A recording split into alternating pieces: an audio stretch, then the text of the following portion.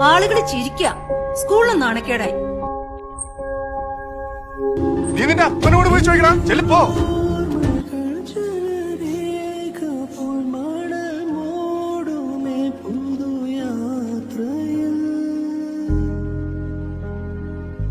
അവനെ വിട്ടയക്കാൻ പറഞ്ഞു. മോൻ പറഞ്ഞാലും സാർ അവനെ വിടുള്ളൂ.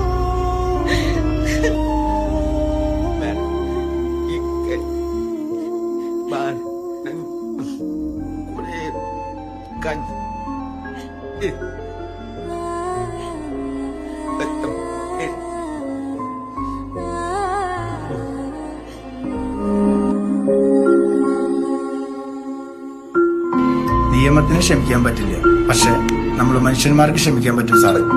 എനിക്ക് പരാതിയില്ല.